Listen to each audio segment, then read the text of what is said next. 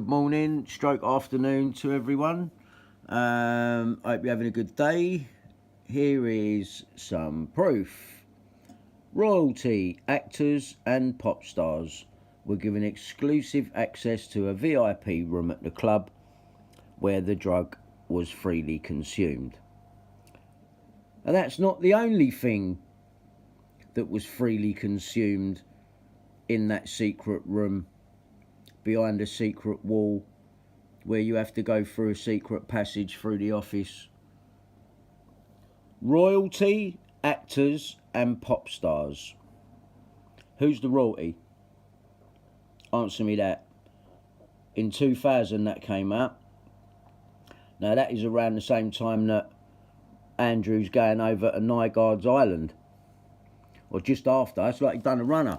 Went over there afterwards and that getaway. Because in 1999, that same club, according to the Telegraph, stars queued for drugs in nightclub Red Room.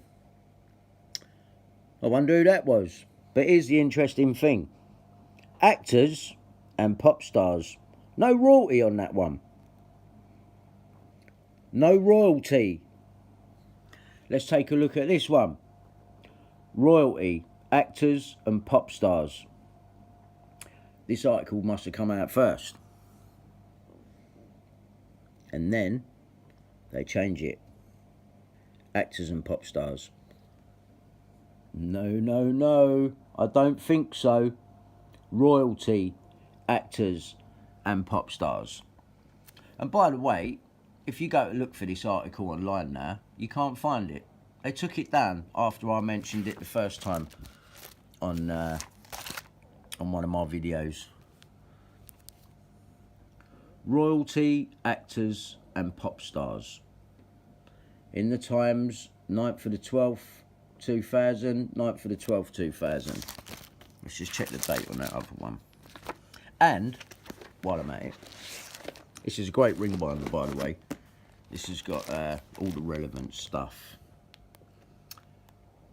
Ghislaine Maxwell was being watched at that house, that apartment, that house in that mews, right, which subsequently is only 2 miles, 2.5 miles, 2.5 miles from the Red Rooms. And the funny thing is from Ghislaine's place here, you can draw a line straight to Covent Garden from this little mews that she was living in. And guess what? It goes straight through Buckingham Palace. So I'm suggesting there's an underground tunnel network, right? Don't forget that Henrietta Conrad lives a couple of doors down, or did, from her. Channel 4.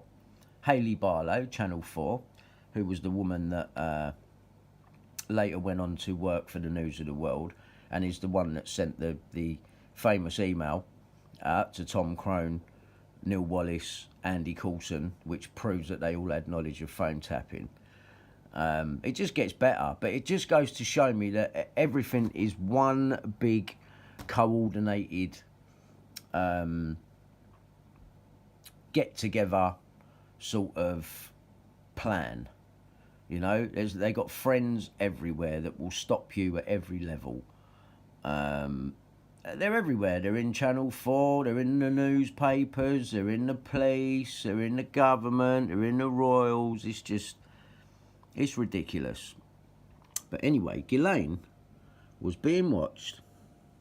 Neighbour reveals Ghislaine Maxwell was under surveillance in 1994 over her mucky madam activities on her South Kensington Mews house. Met police officers. Why didn't they stop her? She was being monitored. She was harbouring minors in 1994. And in 1994, that's when me and Daniela go to the Red Rooms. All right. That's funny, isn't it? Look, because she's gone back in rehab since. Daniela Westbrook brands ex-Brian Harvey a paranoid coke freak. How do you feel now? Ain't you gone back into rehab? You see what I'm saying? You see how you throw shit around so fucking easily and then it all falls apart for you? Fucking joke. Stars. Queued for drugs in nightclub. See, look, and this was the Telegraph. But I showed you it just now without... Oh, no, sorry. Actors and pop stars. No royalty. No royalty. You see what I'm saying? No royalty mentioned now. Oh, yeah, Daniela's a Christian, isn't she? Well, is she? Is she? I don't know what that is if you're a Christian, mate. I've never seen a Christian wearing one of them before. You see what I'm saying? It's just any old story to convince the public, oh, this is what I'm doing now. Yeah, that's what you're doing. That thing round your neck. That thing. That's what you're about.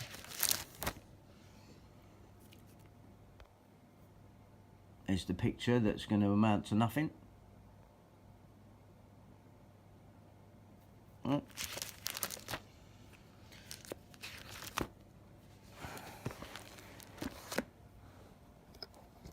that's the very night. That's us going in. That's what I had on. That's what the people saw me wearing that night when she took me through there, which she has fully admitted. And I'll be posting that clip up again. Reebok Classics. Reebok Classics. Some things don't change, do they, Brian? No, they don't.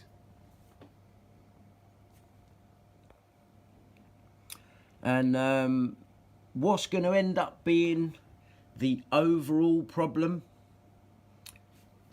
Well, that's where people like my ex-manager come into it. And people like this woman. And Childline. And having a database for a load of vulnerable kids that you can take to a nightclub in a secret room.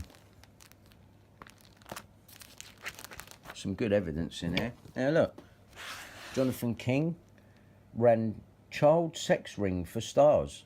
Now here's an interesting thing. The person that done the investigation was Mazen Mahmood, right? And Ben Proctor. Both of these people have worked with Christine Joanna Hart, right? Who was the first person to question me on the Red Rooms. It's interesting how they all link up. Even this geezer, Leslie Bailey, he was out of Sidney Cook's gang. Yeah, the Dirty Dozen, who killed Jason Swift and a few other boys. Probably more than we know. Bill Maloney referred to this bloke as a black fella. Does he look like a black fella to you? He's fucking Casper White, mate. Yeah, there ain't no black fella. And this bloke here, Leslie Bailey, someone in his family lived next door to me when I lived in Rivered Close in Walthamstow. As a boy. I said I had a nonce living next door to me. He looked just like this geezer. I think this bloke, Leslie Bailey, was family to the guy that I had next door to me. And they were Welsh. So Bailey's a Welsh name. But, like I say, Jonathan King was Tom Watkins's good mate. Very good mate. And Mazen Mahmood done the sting operation on Jonathan King. News of the World Investigates. So, really, you'd think he'd know about Tom and this bird and what's gone on in here. Like, you think they'd know, wouldn't you? They do know. They do know. And so, when Conrad Brown, Mazen Mahmood's partner, is hacking me,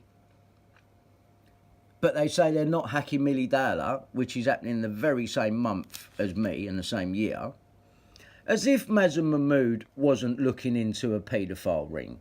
Of course he was. Millie Dowler was being trafficked, mate, or prostituted. Right? And here's Ian Puddick. It's Ian Puddick, a first citizen activist. No, I don't think so. We used to have the best police service on the world. Ex-counter-terrorism officer, my dad. And now Puddick works for the Queen. In communications. And then he funds people like Bill Maloney, who tell me my life's in danger. People talking Bahrain. Ooh, who's owned up to that one? Sharon Gow. Yeah, don't worry, Sharon, your recordings are coming soon. We'll let them hear you crying, talking to me about Bill Maloney while you're all pissed up, pretending to be scared. Don't worry, I'm playing everyone everything. Don't worry about that. Don't worry about that. And in 2015, Daniela thought it'd be funny to drop her son off to me, leave him here, so we're living off my benefits, while she runs off and signals me with this stuff.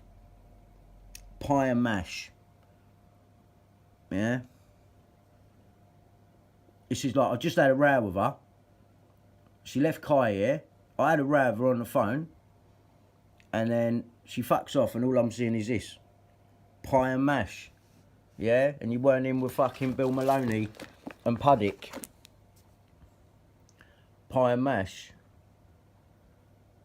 Yeah. You're all in on it together. And that is why they sent Daniela round to me to plant in my head that what we saw that night in the Red Rooms was Simon Cowell and Sunita. Now, I'd like Daniela to repeat that to the public, because I'm going to contact Simon Cowell and Sunita, and you know I'm going to, and we'll see what they've got to say about it. I'm going to say, Daniela has accused you two of being in the Red Rooms that night. Can you confirm where you were? I know it weren't them, but I'm going to put it there anyway, because that's who she's accused. And she reckons she's reported all of her stuff to the police and that. Well, we'll see, innit? We'll see. So,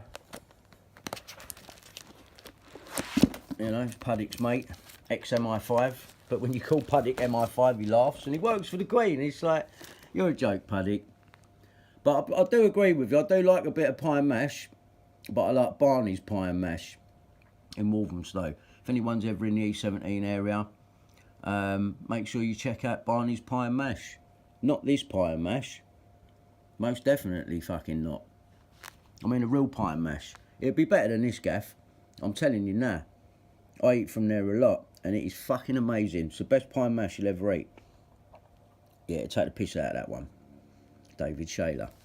He thinks he's crushed. When Puddick wants to call me mad. There's Puddick's mate, Alistair Morgan. Yeah. Puddick's mate. Couple of Puddick's cards there. Shows that he works for the Queen. NCA. EncroChat. Emma Sweeting. Team leader, National Crime Agency. Sweeting. Oh, look. It's Dita Sweeting. At my door with 20 officers. Grinders, gas bottles, people in riot gear. Kidnap me from my fucking house and leave me on forever bail. Who do you think you are? You're getting sued, you cunt. And here's your sister. Sister or wife or someone, this bird's to do with you, mate. NCA EncroChat, Sweeting. And this woman got put on the New Year's honours list in 2021. 2020, New Year's honours 2021. Night Bachelor, Night's Bachelor, Professor Dita Robbins, that's got to be him, that's Dita Sweeting. Emma Sweeting, team leader of the National Crime Agency. She got put on the Queen's honorary list. She got an OBE. I think her brother or her husband was going for one as well. I think he was. I want one. I want an OBE. I want an OBE. I'll get him. We're going to have to, you know, you're making us worried for your for your safety, we're going to have to come in and get ya. Yeah, because I weren't asleep fucking 2 minutes before you knocked on my door. You come round here, stress me out, and then I've got to get fucking called mad for it. Nah, mate, you're not getting away with that. And DCI Simon Werrett. You're not getting away with it either, you fucking sloth. Anyway, there's loads here, you know. I mean, let's just finish on this. Ian Puddick, this is 2018, at Kerry Louise Gin. Sort of. The police officers that come to my gin bar are also from the National Crime Agency. Oh dear, Puddick. And Sweeting and Androgyne and all this stuff's nothing to do with you? Of course it ain't. And the Queen and Prince Andrew, royalty, actors and pop stars. And then Puddick, let's finish on this. Puddick works for the Queen, we know that. We know Peter Jukes is his mate as well, right? We know we've got evidence against police here. Oh, there's a thing going on. Can you trust the police? No, you can't. No, you fucking well can't. No, you can't. No, you can't trust the police. Transcripts of conversations. Look, Reese. Oh, Neville. You cannot trust the police. From Robert Kellaway, who hacked Millie Dowler, and me, dear Mr. Werrett, fake police, who's now a pastor. He's a pastor now. Fucking pastor. Yeah, alright, mate. Yeah, 'cause you're a Christian, aren't you? If you're such a Christian, Werrett, why can't you tell the truth about requesting illegal transcripts from the bloke that hacked me and Millie Dowler? Why can't you do that? Because you can't trust the police. It's very simple. Can't trust the police. Now look, Ailey Barlow. Remember I told you, Channel 4? Yeah? Yeah. Tom Crone, Neil Wallace, that's Puddick's mate, Andy Coulson. Right. Richard Mallet. We ain't got back to him yet. Richard Mallet, who knew about phone tapping, because he wrote that. Does this amount to phone tapping? Word on the street, they're worried they know they set BH up. Rebecca Wade, now known as Rebecca Brooks, news editor, does not want to be called to court. Very unhappy about the way the case has been handled. Really? So she knew all about it and didn't want to be called to court over it. She knew all about the case and she was apparently unhappy. Well, if you're that unhappy, you'll come and see me, won't you, Rebecca? And you'll settle with me. Yeah? Is Scotland Yard sending mallets, the phone hacking evidence. There's the claim. I'm still in the claims. Chancery Division. There's the claim number. That's when it was filed by Richard Mallet, who went on to get done for fraud. You know, but no one wants to listen to me. Mallets. Look, from 2003, is it, or 2002, that one? Unfortunately, Mr. Harvey's medical condition has been such that it has proved extremely difficult to take instruction from me. Mallet knew all about my condition. He knew all about it. And here's the man himself. Solicitor banned from being directors after clients lose £1.8 million. Well, how much have I lost as well on top of that, Richard? Thanks to your fraudulent claim. Yeah? Control of practice. Yeah, there we go. And look, October 2017. Right, prosecution, October 2017. When does Puddick have my computers taken? The next month, on the 22nd, November 22nd. For what malicious communication? But hang on a minute, Andrew Ash. You remember Andrew Ash? The Ninja, the recording equipment that you gave me, film Andrew Ash specifically, comes out with Richard Mallet's name as an abuser. And you're lot all in this together? You're a fucking joke, you lot, mate. You've been caught, banged to fucking rights. There is no getting out of this for you. I've got you left, right and fucking centre. Yeah, I've got you. Solicitor, banned after illicitly securing millions from investors. Yeah? What about what he's done to me in my case? Yeah?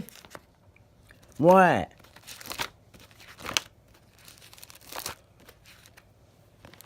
And what about Ian Puddick having my computers taken in 2017 for that reason, so that I don't clock that about Mallet and it comes on top for him? And Puddick does this. He's done this all along in 2015 and no one done nothing. But the police have recognised it. And Puddick funds me equipment for that. I filmed that. James Fielding, he was the one that done all John Wedger's stories in the Express, Baby P. Why don't Wedger ever talk about that? Here's Robert Kellaway. Look who he works for as well. It's too much. It's too much. It's too much, man. It's too much. Look, there's me, poor cunt, trying to go down there and see David Cameron. We've had 2 Prime Ministers since then, so no one has sorted anything out. How bad is that? Yeah? How bad is that?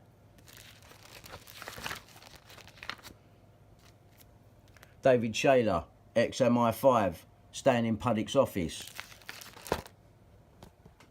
Ian Puddick, talking to one of the people that hacked me. Here's the equipment that's the Ninja I keep referring to, what Ian Puddick bought me to film Andrew Ash.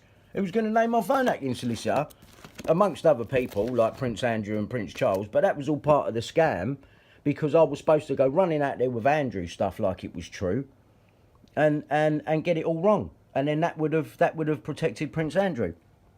Look at this, look. Alright, this is what I had to put up with.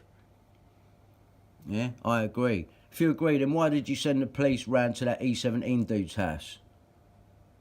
Wait and see. Look at the date, 24th of November 2017. October 2017, Malicious. It was his conviction date. Prosecution date. Yeah, Puddick can just call me a freak. Police laughed at me and left for not doing anything, obviously, because Puddick works for the fucking Queen.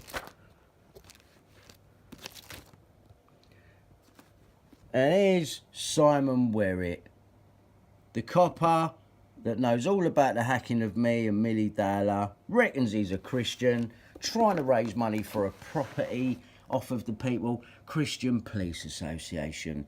You ain't no fucking Christian, you fucking cunt. Yeah, you fucking cunt. Christian? No, I don't think so, mate. You ain't no fucking Christian. Anyway, this ring binder's going to put a lot of people to sleep. Yeah? So, see you soon, people.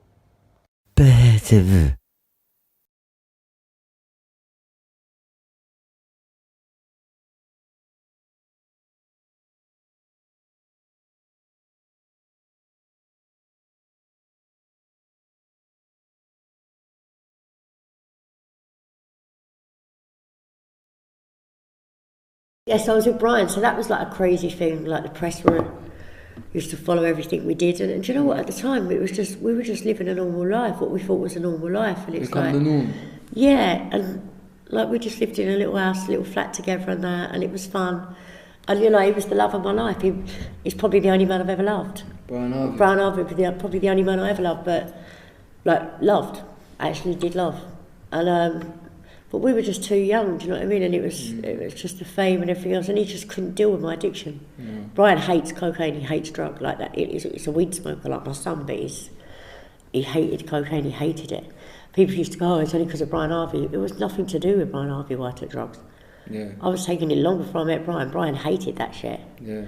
It's easy to do that. People do that though, isn't it? Just sort of criticise. Yeah, do you know what I mean? It's easy. Like people used to say, oh, Whitney Houston only because of Bobby Brown. Well, that's what I was thinking. I mean, that's it. You know, on a much bigger scale, but it's like, do you know what I mean? And like Brian was a massive talent, and he still is a massive talent today within his. And my son's worked with Brian.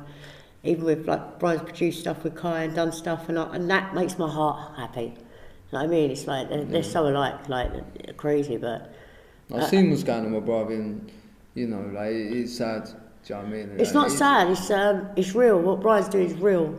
Like that stuff about the Red Room and all that stuff about them parties and paedophile rings. Yeah, it happened. It's real. Yeah, I was part of that. Yeah. I was groomed and abused. I wasn't saying that's not. I'm not But saying what I'm that's saying sad. I mean him. sad that Not that he's. I mean the sad bit I'm saying is like. What's sad is no one's listening to him. And it's real. What Brian's doing is real. Like that stuff about the Red Room and all that stuff about them parties and paedophile rings. Yeah, it happened. It's real. Yeah, I was part of that. Yeah. I was groomed and abused. I wasn't saying that's not. I'm not But saying what I'm saying that's sad. is I mean it's him. sad that Not that he's. I mean the sad bit I'm saying is like. What's sad is no one's leaving listening to him. house and he's not. And like people mocking and all that. Yeah, Like, people are getting mocking because they don't want to hear the truth. As much as this COVID thing has made people look at conspiracy theories, and what Brian's talking about isn't a conspiracy theory; it's real life. Yeah, then paedophile rings do happen. Yeah, then paedophile rings did happen on a massive scale. Yeah. That's how I got my fame, was through being groomed and abused. Luckily for Brian, he wasn't abused, but Brian found out a lot about it, and he's rallied and he's done as much as he can to stop it. And people are trying to shut him down for it, and people think he's crazy and everything else. But he has had his house bugged, and he has had a lot of things gone on, and he's fighting a good fight for something that he wasn't even. Thank God he wasn't abused, but he's fighting for all of us that was. And I can believe it. And he's got a voice for it, and do you know what Brian is? He might be a little man, but he's got some big bollocks on him. And he's got a big mouth. And he has got a big mouth, and he's been behind the door for things that he shouldn't have been because he was innocent. He's done a lot of things, and I will rally, I'll back Brian Harvey to the day I die. I always would, because I know what he's doing is real. And all that stuff with the Red Room and the secret passage doorway and the things that were going on in there, yeah, we did see it. And I will say it on tape because I know when the James English thing came out, and I think he thought it might have been a lie.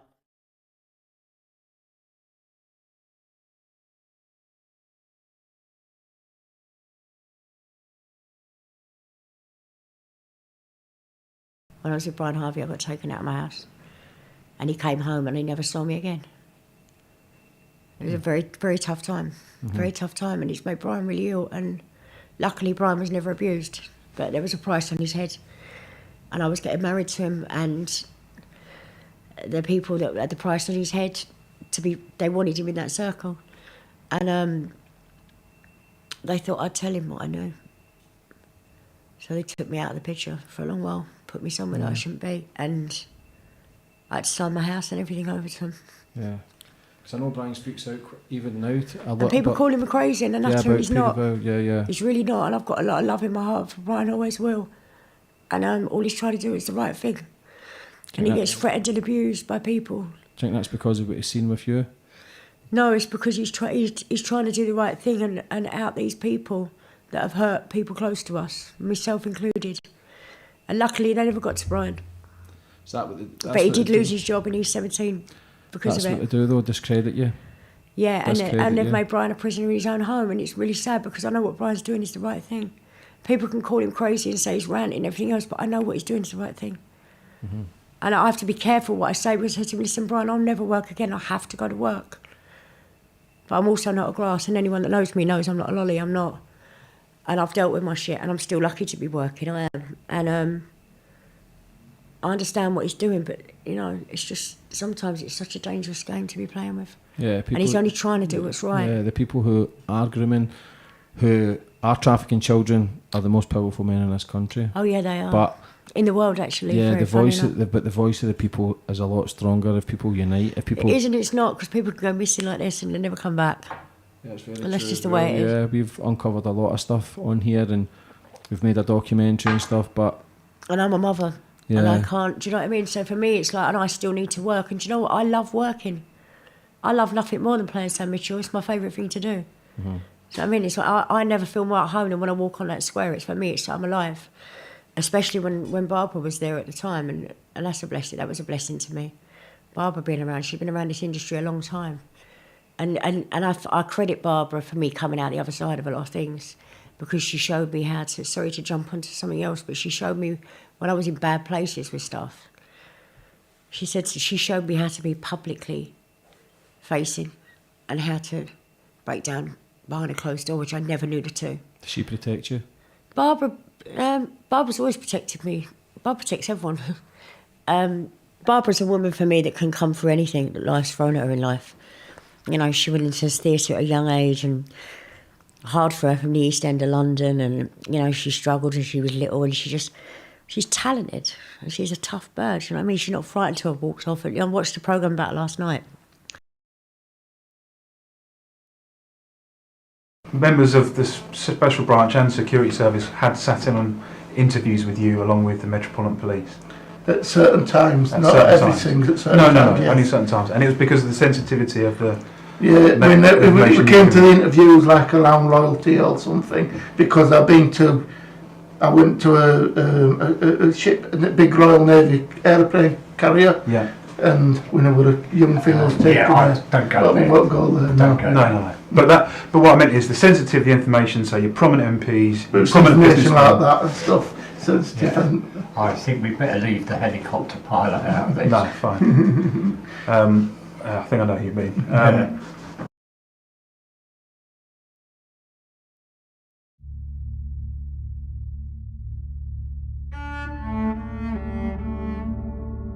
If I was a paedophile and I was part of their paedophile ring, would I do that? Would I lose a job that was putting food in my kid's mouth for you? Yeah, we will hear it, Rhiannon, because he watches everything I do. Trudy told me when she lived 2 doors down from him, he used to run in her house when he was with Joanne and look through magazines that I was in and watch me on the telly. Up until a few years ago, until Trudy moved. Trudy's one of my best friends and he hates it. We've all tried to help him.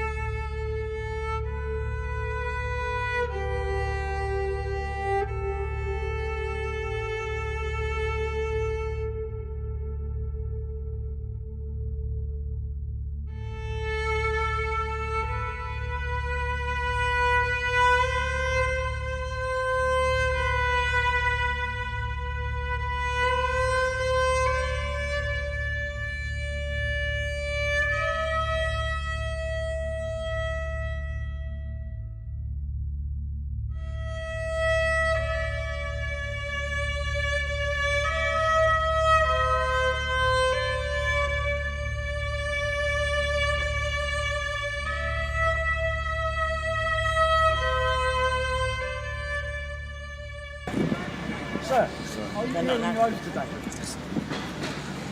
Anyone claiming judicial authority has sworn an oath or attestation to the Queen to uphold the common law of the land. I want to talk to the Prime Minister and I want to talk to him now. He's not here. Well, go and get someone else then. Go and get someone, mate. Look, you can't ignore this. Listen, everyone. Phone hacking. News International PLC, not News Group Newspapers Limited. Right? These people put me in prison. They hacked my telephone and they've lied about it in the Old Bailey. They wasted £100 million of the taxpayers' money, right, on a fraud court case in the Old Bailey. I'm telling you the truth. These people have lied. They need to come back to court. I've got evidence right here. Tom Crone, head of legal at News International. He knew about phone hacking. 2002, not 2006, 2007. 2002. You cannot ignore the evidence. Wake up, people. Stop being scared of these people. They don't care about you. Fucking joke, man. Let's go and do the thing. Let's go occupy. Well, I tell you now, if I don't get to talk to one of them, I'll go to Occupy Parliament and I'm showing you to one acceptance. I'm showing you to one, mate. You can't do this to someone. It's about paedophilia, it's about paedophilia, about phone hacking, paedophilia, celebrities. doing my job. He's not here. But why are you representing these people? I'm doing a job. I get paid to do a job. I have to do a job. It doesn't matter who's in power, I have to do a job. Right, I appreciate that. I appreciate that. Yeah. But I asked you a question. Are Are you you doing shouting? it? But are you? He's No, not listen, here. I've got to shout because none of you are listening, and it ain't funny, mate. Do you think child abuse is funny? Do you think the drugging and raping of children in the music industry is funny? Do you think the admission of a murder to a boy is funny? And he knows about it. He knows about it. Yeah, you fucking laugh. Fucking trust us, look. You ain't gonna fucking win.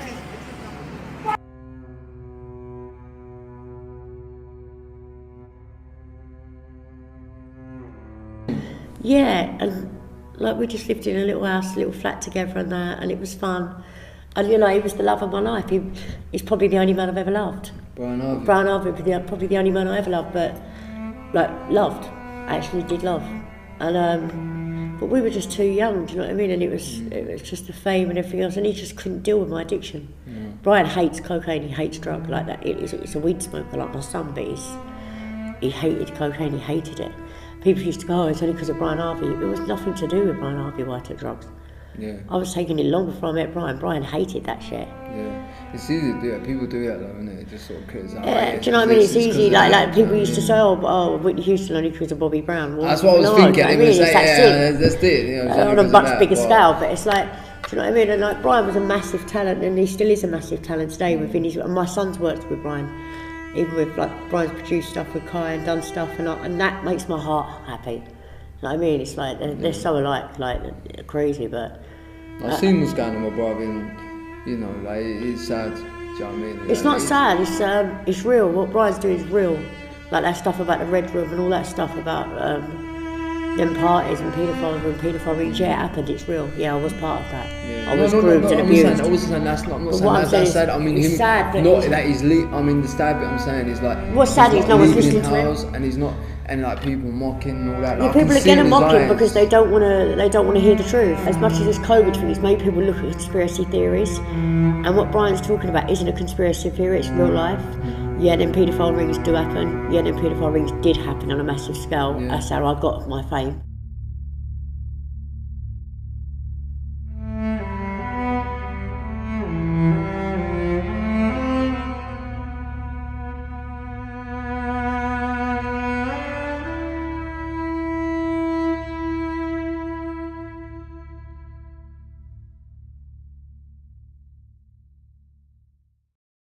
Narrative is, if you can get enough people saying, this guy's a loony, he's crazy, he's threatening, he's of a violent disposition, he's this, he's that. If enough people say that, it becomes part of the story, it becomes the reality. And that's clearly what happens. Say something often enough and people will accept it. I think that's true, yeah. Regardless of the reality, right.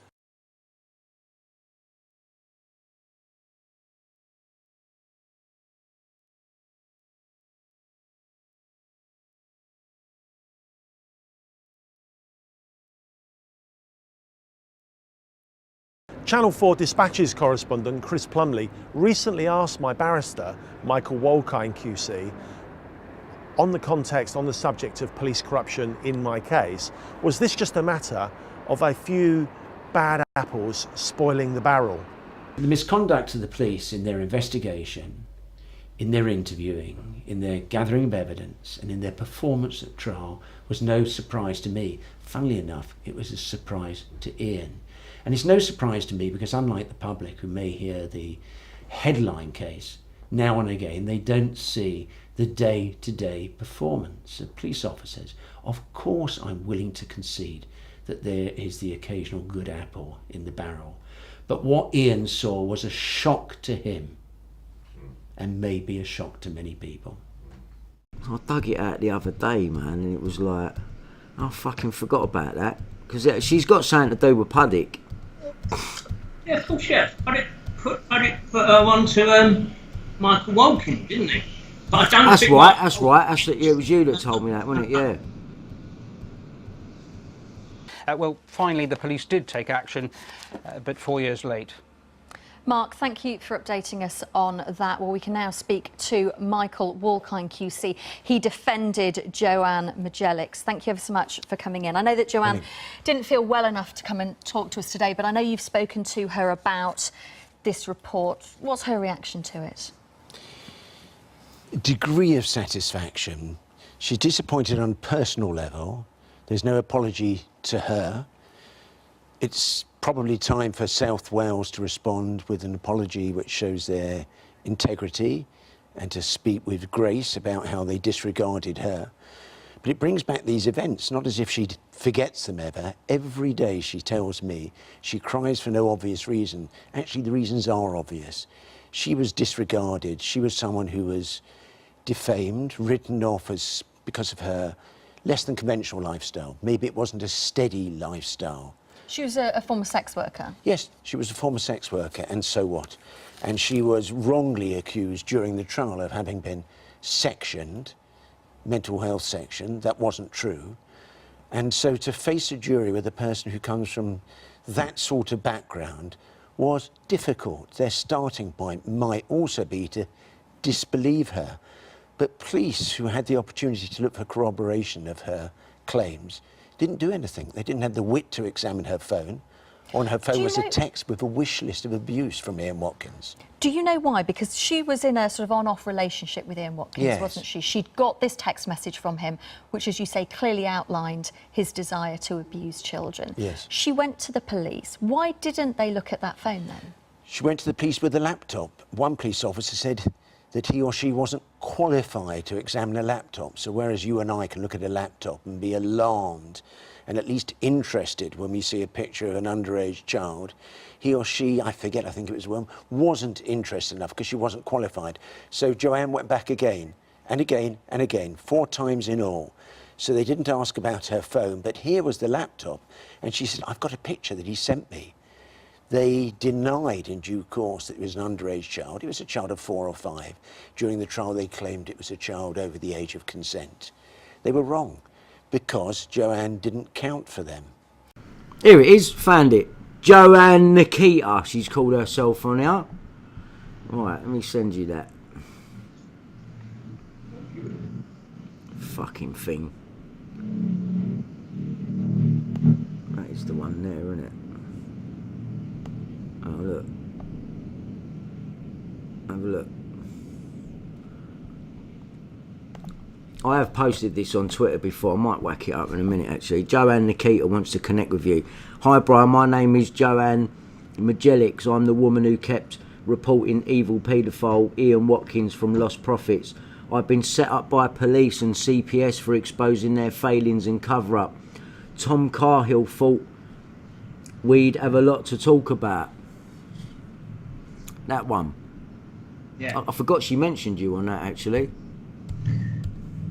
Yeah, well, you know, the reason is because at that time you were still like sucking up information, weren't you? You know what I mean? You were kind of like not knowing what was true, not knowing what wasn't true. I didn't know what was true. I didn't know what wasn't true. I'd only just started speaking to you and I thought maybe she'll drop something, you know, with you, that she, because at the time I didn't really know what a game was. I mean, I just didn't know, and I can't remember what I actually really thought of at that exact time, because I can't remember exactly the chronology. But the thing with some of these people is they drop things. It's a bit like Andrew Ash. He's quite clearly a bullshitter, isn't he? But you persevered with him, and then he starts coming out with things like, yeah, I think you wanted to kill yourself. Yeah. You know, like he starts just saying loads of stuff that are very damning. You know what I mean? Like David Icke isn't.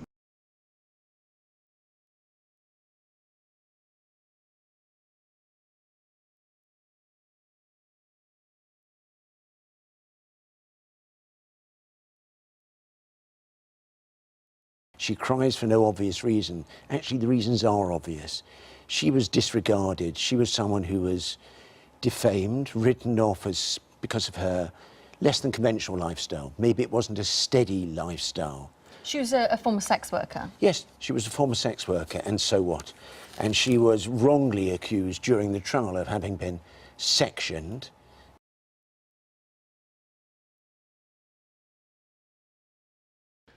Hello, today I'm here with our first citizen activist exposing police corruption and no friend of Brian Harvey. His name is Ian Puddick. Brian who?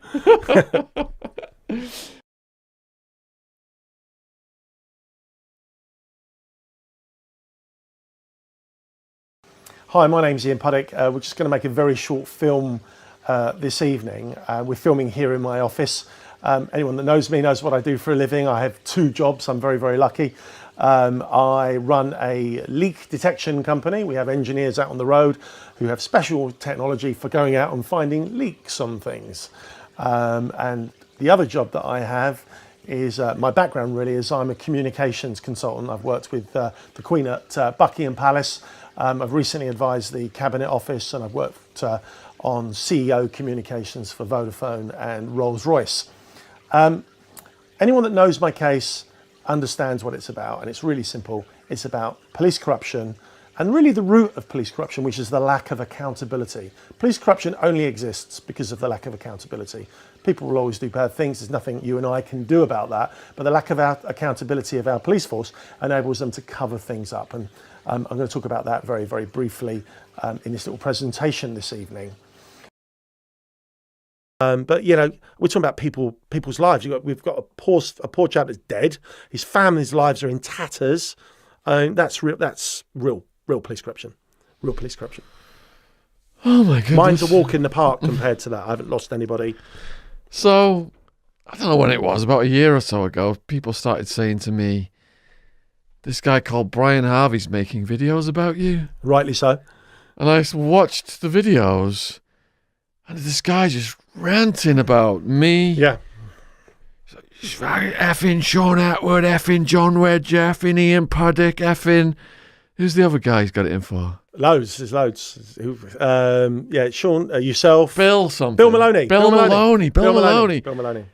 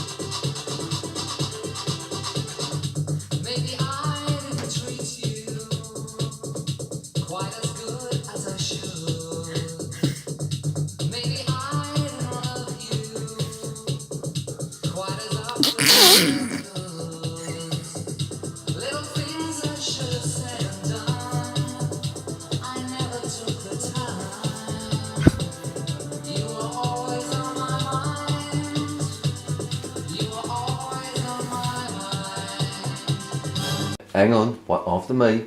Come forward. Come forward.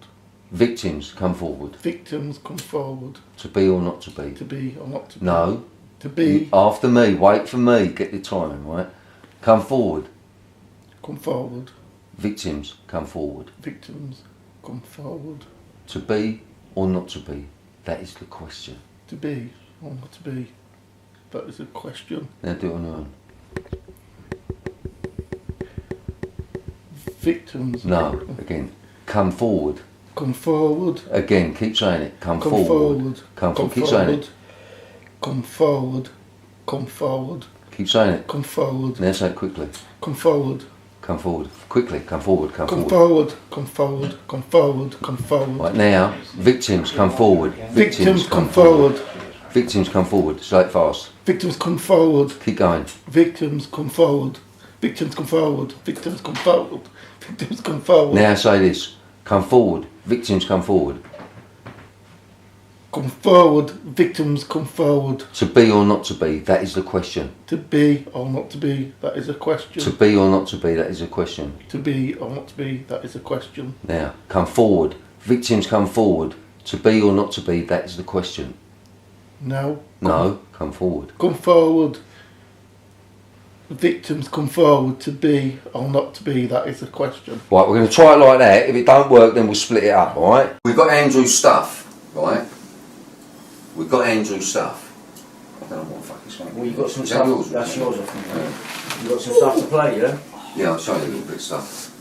Show you this cunt blowing the fucking. But this geezer, I tell you what, I've been playing this cunt, you know what I mean? That's what I was just saying to him. I've had this cunt crying on the phone. You wouldn't believe the conversations he's had with Andrew. You just think, oh my God.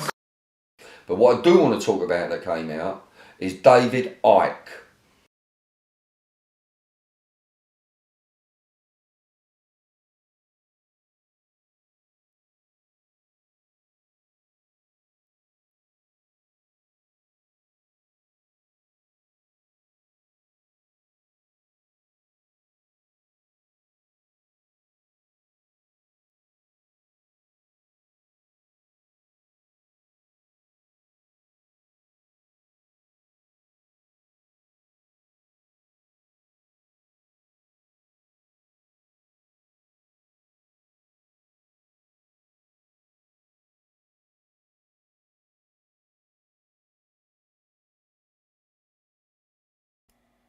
Hello everyone, just a quick one.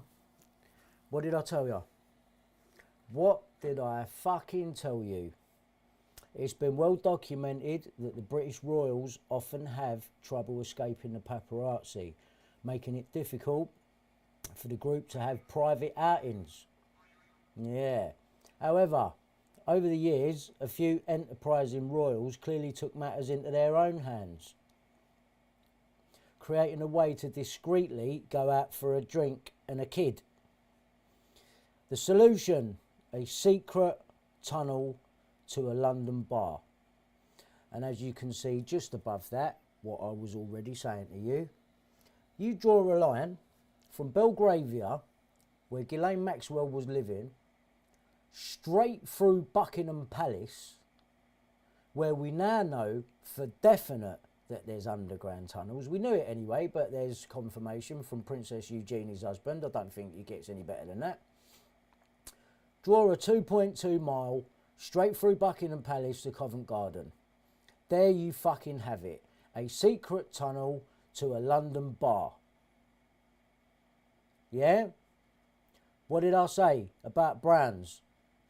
Yeah, there's an underground tunnel. That geezer didn't go in through the front. Not if he's behind a secret wall that you got to go through a fucking secret passage to. Through an office. Right? So there it is. I'll leave it up for a couple of minutes, let you look at it, and then I'm going to sign off. So there'll be more from me coming soon. Take care, people.